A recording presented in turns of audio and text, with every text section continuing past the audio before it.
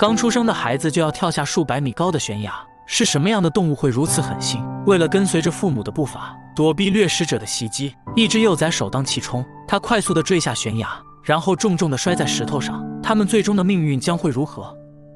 在格陵兰岛的一处偏远的山谷，有一种动物在出生之后不久就会面临严峻的挑战，它们就是白颊黑雁。刚出生的5只小宝宝还只能躲在妈妈的羽毛里取暖，这里气候寒冷，常年无人问津。父母选择在悬崖的顶端筑巢生活，是为了避开其他掠食者。但现在5个孩子们都已经饥肠辘辘，是时候离开巢穴了。鸟爸爸率先做出反应，向着山崖的下方飞去。小雏鸟们体型轻盈肥厚，但有时也要依靠运气。第一只雏鸟首当其冲，跟随着母亲跳了下去。雏鸟舒展开身体，拍打着稚嫩的翅膀，向着地面迅速坠去，这样可以减缓速度，减轻身体撞击在岩壁上所带来的后果。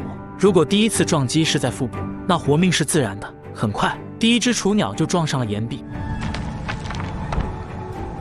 跌落进石缝的这只小鸟生死不明，第2只小鸟很快也从山顶一跃而下，但它选择了悬崖的另一面。虽然下落的路途较短，可它的命运已经注定。就算它能成功活下来，父母也会因为找不到孩子而抛弃它。第3只小鸟找准机会一跃而下，姿势非常完美，但第4只小鸟却很不幸的脚下一滑，它头朝下与老三一同跃下悬崖，但不知道为何，或许是因为惊慌失措，第4只小鸟没有采取任何减速的措施。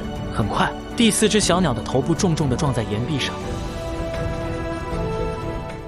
这是一只倒霉的小鸟，它从100米高的悬崖上跌落，可它自己并未采取任何措施，脑袋重重地砸在了岩壁上。这一下，估计老四十死无生。随后，老四又开始加速度，显然他的结局已经注定，迎接他的将是死亡。很快，他就摔落在岩壁的一道台阶之上。现在只剩下老三还活着，他的速度并不快，柔软的腹部可以抵御下落时的撞击，但他还需要在岩壁上继续翻滚，才能勉强停下。他的母亲没有别的办法，看到孩子出事，也跟着一起下坠。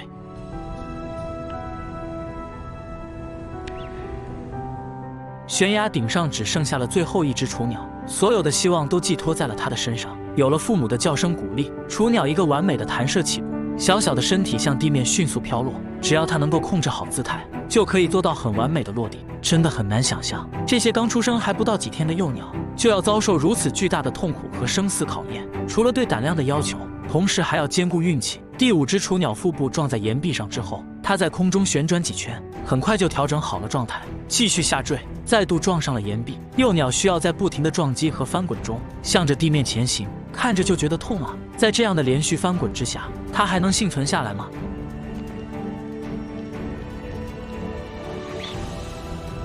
这只雏鸟从100米高崖一跃而下，在经历了数次痛苦不堪的撞击和翻转之后，它竟然成功的活了下来。父母在终点线上等着它，老五平安无事，除了有点晕乎乎的以外，身上也没有任何伤痕，真的太幸运了。但其他雏鸟也是这样吗？鸟妈妈一窝的5只雏鸟，至少有1只没能幸免。这一只小雏鸟的情况也不太妙，看起来伤得有些严重，但是在母亲的呼唤声下，重伤的它还是勉强抬起了头，向着父母的方向翻滚过去。黑雁的恢复能力是惊人的，即便是受了比较严重的伤，也能在较短的时间内恢复行动能力。但现在还是有几只雏鸟下落不明，它们有可能掉落在了碎石堆里。父母不可能冒着巨大的风险寻找孩子，他们必须在捕食者赶到之前，尽快带着幸存的2只幼崽离开这里。而在途中，父母又找到了另外1只幸存的幼崽，一家5口也算重聚了。未来还有更多的危险在等待着这些雏鸟，但他们已经度过了一生中最痛苦的挑战，并幸存了下来。毫无疑问，这种奇妙的小生物给了我们十足的震撼。但是你知道吗？白颊黑雁其实是一种草食性动物，为了躲避掠食者，它们会在悬崖顶上筑巢，但它们无法给孩子喂食。光秃秃的悬崖上没有任何以供食用的植物，况且白颊黑雁的嘴部构造也无法叼起幼崽，只能等待孩子破壳而出之后，再带着它们从悬崖上一跃而下。因为幼崽出生大约45天之后，才能与爸爸妈妈一同飞行，所以幼鸟能否存活，就看出生之后的临门一脚了。你有什么想说的吗？可以在评论区分享你们的看法。